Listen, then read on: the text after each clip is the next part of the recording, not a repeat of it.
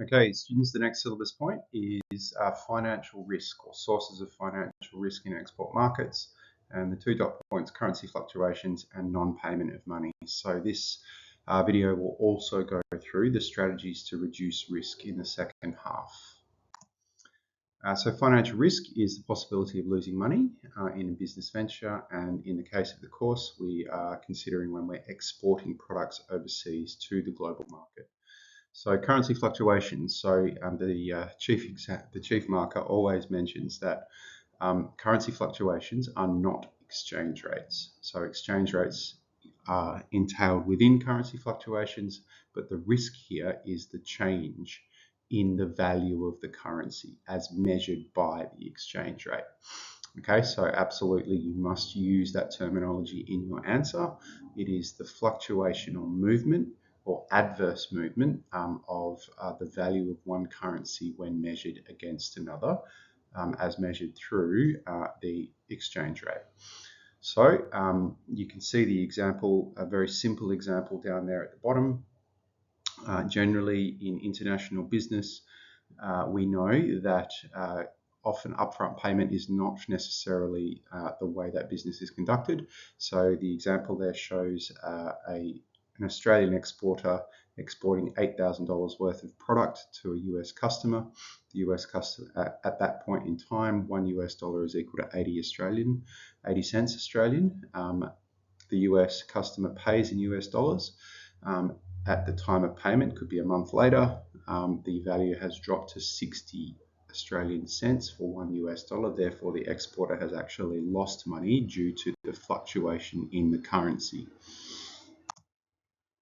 The next risk in export markets is non-payment of monies.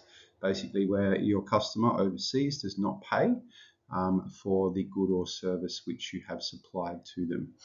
Basically, the more difficult or the further away your customer is really overseas, it may be more difficult to recoup monies because for a range of legal reasons, because of communication, because basically it costs more to actually try and get the money back than maybe the invoice actually was for.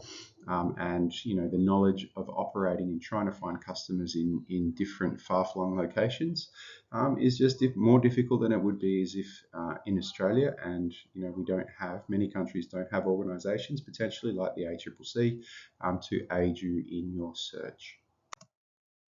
Okay, so the syllabus requires you to learn that there are three general strategies to aid in minimising risk.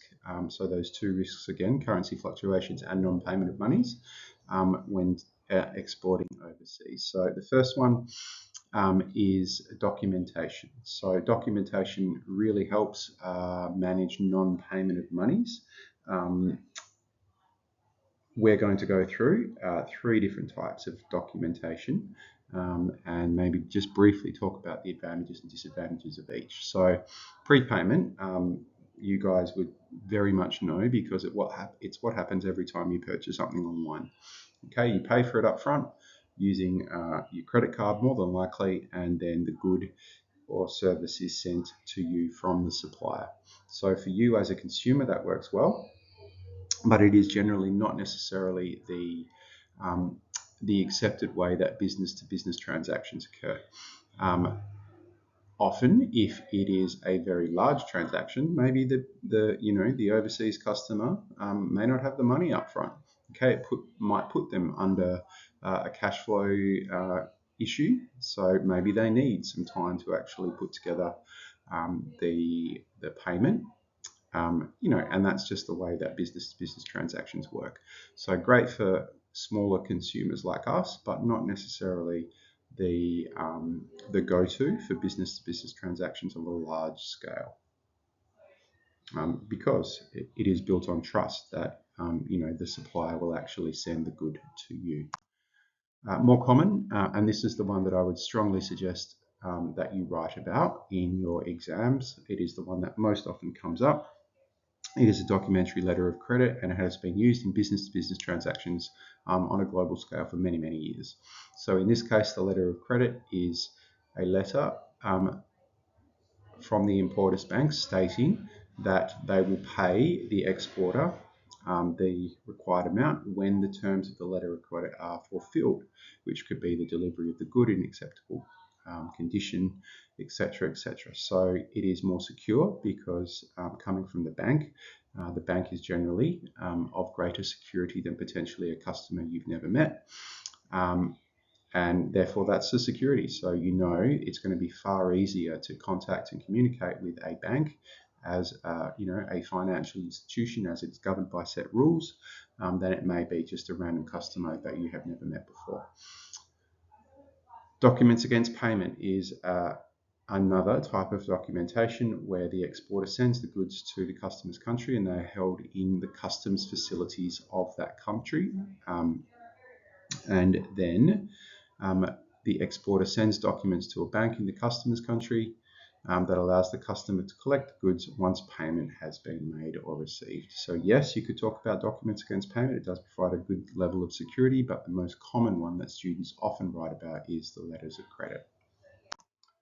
Insurance. So you should know what insurance is. It protects the person insured, the client, against risk. And for the course, when we're thinking about exporting overseas, there are three main types of insurance that students most often write about. The two of the three most common are export credit insurance, which would insure you, the exporter, against non-payment of monies, for example. So if you took out export credit insurance and your customer overseas went broke, the insurance would kick in and provide you with a benefit for any unpaid goods. Most often, most businesses, when exporting overseas, particularly large-scale products, would take out some sort of transit or shipping insurance to mitigate the risks of damage or unexpected loss in the process of transportation between you, the exporter, and your client overseas. Political risk insurance, not so popular, but again, you're basically insuring against war, against conflict, against bribery, corruption, nationalisation, things which governments overseas may do, which basically mean that you don't get paid for the goods that you are selling in that country. So again, most of those, in fact, though either documentation or insurance, basically deal with non-payment of monies. In terms of currency fluctuations, the method to minimize risk is called hedging, as I'm sure you know, where you can basically choose the exchange rate or set an exchange rate which is agreed by you and your customer, which basically then therefore alleviates the fluctuation in the value of currencies. So there may be a bit of to and fro between you and your customer about what might be the accepted exchange rate in the future, because exchange rates sometimes are very volatile, and that's where you could potentially choose either forward or option hedging. Option hedging does give you a bit more choice about the rate which you could choose. So moving on to a practice question. So again, this one came from last year, and they're pretty easy question, just quietly. So the key verbs describe two sources of financial risk. Very, very easy, straight out of the syllabus, straight out of your knowledge. Pay attention to the word recommend. So again, in the shaping and framing of your answer, you really have to tell the business and therefore the person marking your work what you or what they should do to minimize risks. So here is the case study. So again, if you are doing this potentially at home, pause the video. If you have got a copy of the 2024 paper, have a look at the case study. You might like to grab a highlighter, something to underline with. If you are doing that process, pause the video now.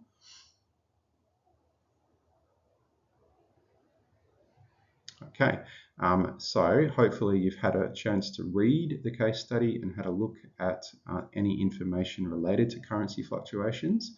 So here is, I guess, what I noticed whilst reading it. You guys, it's really important to note here, if you're doing past papers, that this was a very brief case study. There's not a lot of information in there which actually can help you. It's really left up to you to fill in the gaps. This has been a significant change. in the examiners or the way that the exam has been constructed. The thing that strikes me is this business SAS talks about agriculture. It works in the agricultural industry, but it doesn't actually mention anything that the business actually makes. So it's very unclear. Could be small products, could be services. It does make your discussion very generalized, I think, when answering the question. But anyway, in this case, it does mention two things which we need to be aware of. So first of all, currency changes can directly impact profits. So that's your fluctuations, and it's important to note that the case study does mention that the business is exporting to North America and a range of countries in Europe. So it's on you to know that we're dealing potentially with the US dollar, the Canadian dollar, maybe even the Mexican peso, because that's all in North America. Countries in Europe, maybe it's the euro, maybe it's the Great British Pound, maybe it's Switzerland, maybe it's another one of the many countries which from particular like Eastern Europe, which are not in the EU. So there's a range of currencies which potentially this business would have to deal with and have to consider as risks. The last thing, or the other thing, is payment defaults. It is listed there in that second paragraph.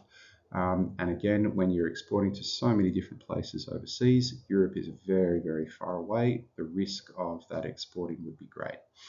So moving on to the marking key and just what you need to be aware of. So you can see very easy. The first one, describe two sources of financial risk. Well, that's very easy: currency fluctuations and non-payment of monies, and then three strategies. So just again, recommend. So the first one, I think, described very easy to understand. Recommend, provide reasons in favor. So really think about that in the way that you shape your response. Okay, so there's, I've just given you a model answer for B because that is the harder of the questions.